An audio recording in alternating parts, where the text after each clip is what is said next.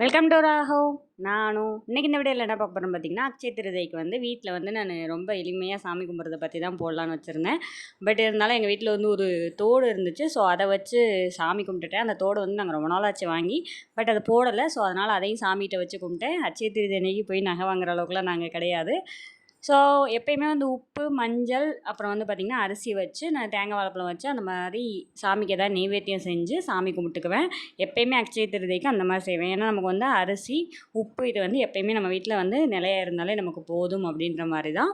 So அந்த தோடும் வச்சு அப்புறம் வந்து பார்த்திங்கன்னா காயின்ஸ் வந்து நிறையா தட்டில் பரப்பி அதில் வச்சு சாமி கும்பிட்டேன். அவ்வளோதான் வந்து இந்த தடவை வந்து நான் அக்ஷய திருதிக்கு வந்து நான் சாமி கும்பிட்டது.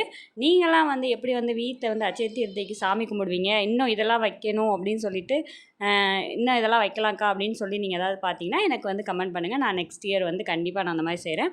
இந்த இயர் வந்து இவ்வளோ தான் வச்சு நான் சாமி கும்பிட்டேன். சாமி வந்து 5 to 7 வந்து சாமி கும்பிடணும்னு சொல்லியிருந்தாங்க. ஸோ நான் அதுக்குள்ளேயே சாமி கும்பிடணும்னு சொல்லிவிட்டு நான் ஒரு சாமி கும்பிட்றதுக்கு ஒரு 6:30 ஆகிடுச்சு எல்லாம் ரெடி பண்ணி வச்சு சாமி கும்பிட்றதுக்கு. எல்லாருக்கும் அக்ஷய திருதை வாழ்த்துக்கள். அக்ஷய திருதை அப்படின்னாவே நம்ம வீட்டில் வந்து அன்னம் வந்து பெருகணும் அப்படின்ற மாதிரி தான் வந்து சொல்லுவாங்க. இப்போ வந்து ஒரு பார்த்திங்கன்னா ஒரு 10 இயர்ஸாக வந்து தான் பார்த்திங்கன்னா அக்ஷய திருதைக்கு வந்து நகை வாங்கணும் அப்படின்றது ரொம்ப ஃபேமஸாக வந்துட்டுருக்கு. அக்ஷய திருதை அப்படின்றது வந்து எப்பயுமே வந்து 14 வருஷத்துக்கு ஒருக்கா தான் வரும் அப்படின்னு வந்து முன்னாடிலாம் சொல்லுவாங்க. இப்போ தான் வந்து பார்த்திங்கன்னா இயர்லி அந்த அக்ஷய திருதை அப்படின்றது வந்து ரொம்ப ஃபேமஸாக போயிட்டுருக்கு.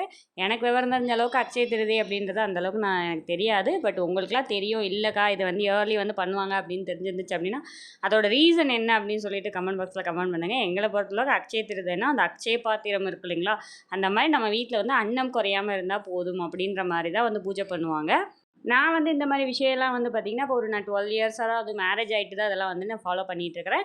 இங்கே வந்து சேலம் அப்படின்ற ஏரியாவில் இந்த மாதிரி எல்லாமே வந்து நல்லா ஃபாலோ பண்ணுவாங்க. சாமி கும்பிட்றது, அப்புறம் வந்து கோயிலுக்கு போகிறது, இந்த மாதிரிலாம் நிறையா வந்து இங்கே சேலமில் ஃபாலோ பண்ணுவாங்க.